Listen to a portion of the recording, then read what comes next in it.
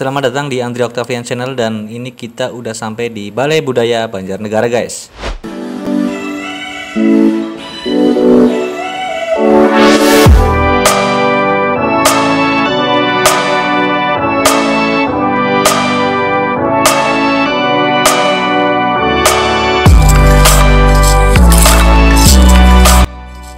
Halo guys, assalamualaikum, selamat datang di Andri Octavian Channel.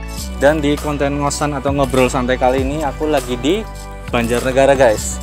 Tepatnya kita lagi di Balai Budaya Banjarnegara ya. Dan nanti kita akan ngobrol-ngobrol santai dengan salah seorang cosplayer asal Banjarnegara guys. Nah, siapa dia, terus bagaimana sih kesibukannya selama menjadi cosplayer, khususnya di daerah Banjarnegara ini guys. Jadi kita akan mengenal lebih dekat dengan dia sebagai seorang cosplayer ya. Ditunggu terus videonya sampai dengan selesai. Jangan lupa like, comment, share, dan juga subscribe Andri Octavian Channel guys. Oke guys, ini kita udah lagi bareng sama cosplayernya ya. Nah, dia ini cosplayer asal Banjarnegara guys.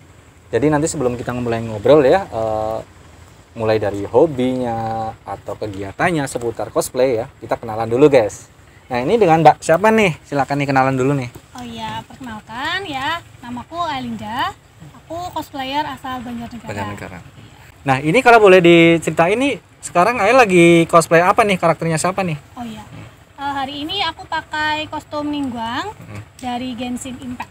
Oh, ini dari video game? Betul. Oke, dari Genshin Impact ya? Ya. Nah, ini memang karakter yang memang Ael suka atau memang apa nih kok sampai milih cosplay ini? Kalau dari pribadi, karena satu, pas pertama lihat desain karakternya itu cantik gitu loh. Oke. Aku kan memang, ya namanya cewek pasti suka karakter yang kelihatan cantik gitu. Betul. Itu pas aku awal belum main gamenya. Ya, jadi aku tuh suka Ningguang dari sebelum aku main gamenya. Terus aku kan main Genshin Impact. Itu kebetulan aku main ada setengah tahun. Kalau selain dari penampilannya yang cantik, aku suka tuh karakter dia itu. Jadi dia itu pekerja keras, ya. Ningguang itu kan kalau di game Genshin Impact-nya tuh disebut sebagai karakter yang paling kaya di Teyvat gitu loh. Oke. Nah, terus walaupun dia cewek, dia tuh independence gitu loh, independence woman gitu. Kan kalau zaman sekarang independence woman itu kayak jadi idaman cewek-cewek gitu loh. Betul. Mungkin nggak cuma cewek ya, cowok mungkin juga punya idaman apa? Idaman cewek yang independen gitu. Dan si Ningguang ini pantang menyerah. Nah, selain itu dia itu juga nggak sombong.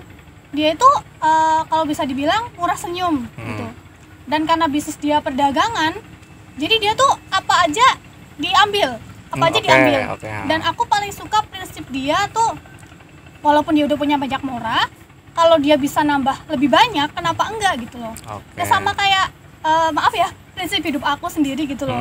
Kalau kita masih bisa menghasilkan uang, walaupun udah punya tabungan yang cukup, kenapa kita nggak nambah lagi gitu. Betul.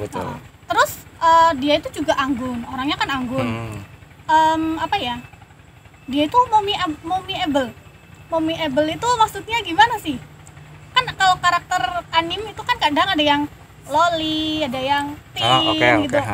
Kalau Ningguang itu mommyable tuh gimana ya? Mungkin dewasa gitu ya. Sifatnya itu dewasa, anggun. Nah, aku itu paling suka karakter yang seperti itu. Oke, jadi ini lengkap sekali penjelasannya guys ini guys. Berarti kan seorang cosplayer itu kan juga selain dia nggak semata-mata bikin kostumnya gitu ya, tapi dia juga minimal juga adalah mendalami juga karakter si karakternya ini ya. Jadi dia minimal tahu tentang karakter yang dia cosplaykan gitu ya, seperti Ael ini ya. Ini kalau kita bicara soal hobi bercosplay nih. Nah, ini memang hobi lama yang sudah Ael kerjakan sudah dari lama, atau apa nih yang melatar belakangi Ael menjadi seorang cosplayer? Kalau yang membuat aku tertarik masuk ke dunia cosplay, satu karena aku kan memang suka nonton anime. Nah, dari anime itu aku kayak pengen menghidupkan karakter yang aku suka gitu loh.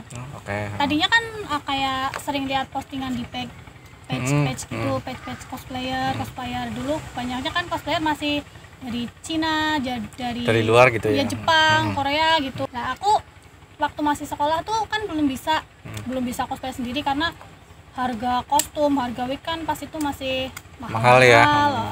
Nah, jadi setelah aku kerja ada uang sendiri, jadi aku pengen lah cosplay sekaligus buat hobi seperti Oh, itu. jadi mulai menyisihkan uang untuk beli-beli bahan kostum gitu Iya, ya. betul. Itu dari tahun berapa kalau boleh tahu? Kalau awal cosplay itu tahun 2014. Itu pas banget pas aku lulus SMA. Itu berarti di Banjar ya berarti ya. Iya. Nah, kalau kita ngomongin cosplay dan Banjarnegara nih, di sini gimana perkembangan cosplaynya, komunitasnya gitu? Ada banyak juga nggak cosplayer seperti Aylindah ini? Kalau cosplayer Banjarnegara sebenarnya banyak. Kalau dibilang banyak. Cuman kan beberapa ada yang udah ada kesibukan real sendiri. Jadi banyak yang udah pensiun gitu. Tapi kan yang namanya cosplay, yang namanya anime kan terus berkembang. Jadi banyak juga cosplayer baru bermunculan gitu. Sebelum pandemi ada banyak event juga nggak di Banjar? Kalau di Banjar sendiri ya, kalau menurut aku pribadi tuh event cosplay masih awam. Masih awam banget, masih jarang banget. Bisa dibilang jarang banget. Karena kalaupun ada itu selama aku cosplay dari 2014 itu baru pernah satu kali ada event di sini. Oh, oke. Ya, yang istilahnya event yang banyak orang umum tuh bisa datang. Itu baru satu kali tuh tahun 2017 atau 2018 kalau nggak salah. Kalau yang lain paling kayak event buat meramaikan pembukaan mall kayak gitu, meramaikan ulang tahun swalayan atau apa itu kan nggak bisa disebut event juga gitu. Jadi kalau event masih jarang. Tapi semoga kedepannya ya bisa ada event lah di sini. Gitu ya. Nah, kalau Aylindah ikut event atau kompetisi berarti harus keluar kota gitu? Iya. Gitu ya. Biasanya paling dekat ke Purwokerto. Kalau Purwokerto kan termasuk perkembangan buat komunitasnya kan cukup besar, terus bagus, banyak kegiatannya gitu ya. Paling ke Purwokerto. Tapi kan aku juga agak lama kayak stay di Semarang gitu, kadang juga ke Semarang. Di Semarang gitu ya. Jadi karena aku stay di Semarang. Perkembangan cosplay di Semarang sendiri gimana sejauh Aylindah tahu? Kalau menurut aku sih bagus ya. Di sana tuh banyak event, ya banyak komunitas juga, cosplayernya juga di mana-mana, dari yang event universitas, event yang mereka bikin karena komunitas sendiri, itu ada. Dan nggak cuma 1-2 universitas yang misalnya bikin event di Jepangan gitu. Jadi bisa kalau nggak pandemi nih ya, mungkin bisa 2 bulan apa 3 bulan sekali tuh pasti ada event. Yang namanya hobi bercosplay gitu ya, kan bisa dibilang kan juga kita mengeluarkan modal gitu ya, dana gitu ya. Nah, kalau boleh diceritakan ke teman-teman nih, untuk kostum yang sekarang Aylindah pakai ini bikin sendiri atau bahannya beli atau gimana nih? Kalau Ningguang, ini aku kostumnya kebetulan beli jadi. Karena urusan kerjaan kan aku lagi nggak bisa sempet jahit-jahit gitu. Waktunya juga ya? Iya, waktunya nggak ada. Nah, kalau boleh di-share nih, bisa sampai habis berapa untuk kostum bercosplay seperti ini? Kalau boleh disebutin? Kalau kira-kira aja. Kira-kira aja ya. Kalau sebut nominal ya sekitar 1-2 juta gitu. Nah, ini juga kesibukannya Aylindah kan juga bikin kostum-kostum sendiri sebenarnya ya? Iya, dari mulai nyiapin pola buat bajunya tuh kayak gimana, terus aksesorisnya, terus cara kita menyatukan buat kayak kalau ada armornya itu gimana bikinnya, itu mikir sendiri gitu. Ini pemilihan karakter-karakter yang Aylindah cosplaykan ini memang semuanya Aylindah suka atau dipilih berdasarkan apa nih sampai akhirnya aku mau cosplay ini nih gitu? Oh iya, kalau aku pribadi kalau bikin kostum atau entah itu beli, pasti aku pilih karakter yang aku suka. Ya karena menurut aku kalau kita cosplay tapi kita nggak suka karakternya, kayak kita tuh jadi nggak puas gitu loh. Tapi ya kalau sebenarnya bebas sih ya, bebas orang mau gimana dia menentukan buat dia cosplay. Tapi kalau aku pribadi memang aku harus suka karakternya, aku tertarik sama karakternya. Jadi aku karena cosplay itu kan hobi, jadi ketika aku cosplayin aku merasa bahwa aku seneng gitu. Gitu. Punya sosok karakter idola nggak di seorang cosplayernya nih? Siapa nih yang jadi panutan lah istilahnya seperti itu? Ada nggak? Ada. Siapa nih kalau boleh di-share? Kalau aku dulu tuh paling suka Yingze. Yingze itu dari cosplayer dari mana itu? Cosplayer dari Malaysia. Malaysia ya. Kesibukannya Aylindah kalau misalnya lagi nggak ada kompetisi, nggak ada istilahnya event cosplay, ini apa nih? Ya kalau aku pribadi karena cosplay itu hobi, kalau aku lagi nggak ada kesibukan kayak nggak ada event atau nggak ada kostum yang pengen aku bikin, kadang aku request tes kostum aku. Gitu. Terus kalau misal aku lagi nggak ada waktu buat request, kan kostumnya nganggur tuh.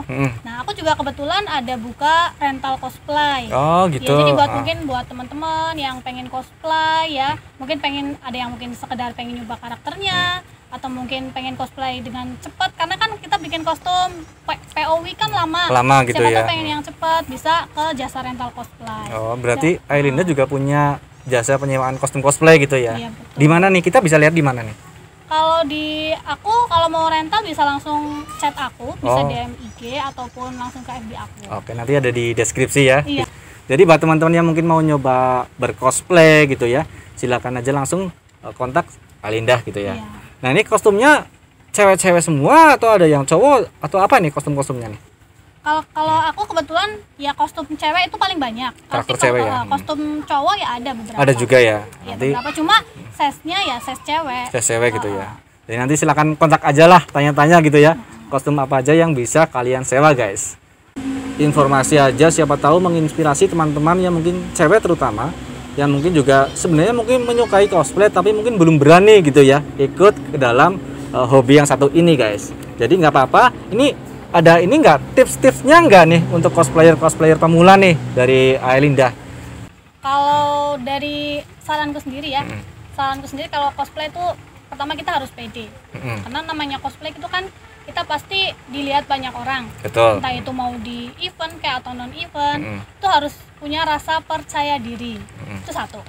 Kedua itu kita punya karakter yang mau kita cosplaykan. Nah, Oke, tahu. Minimal ya ada kostumnya lah, bisa mungkin punya sendiri atau rental tuh nggak masalah, karena zaman sekarang kan banyak ya rental cosplay, jadi kita nggak perlu pusing-pusing lagi kayak zaman dulu harus bingung kostum dulu. Terus yang ketiga, kalau bisa tuh kita minimal tahu karakternya, nggak harus kayak nonton animenya atau main gamenya, tapi tahu karakternya, kita mencoba untuk tahu seluk beluk karakternya seperti itu. Oke, betul. Jadi nanti juga pas kita mengcosplaykan karakter tersebut, kita nggak semata-mata cuma pakai bajunya gitu ya. Setidaknya kita mengenal lah karakter yang kita cosplaykan gitu ya. Kita tuh tahu karakternya. Oke, terima kasih nih sekali lagi ya buat Aylinda ya waktunya. Jadi gitu guys, semoga ini bisa menginspirasi buat informasi juga buat teman-teman yang mungkin belum tahu tentang hobi bercosplay, guys. Kalau gitu terima kasih, sampai jumpa di video-video selanjutnya. Sekian dari kami. Assalamualaikum. Teman-teman jangan lupa like,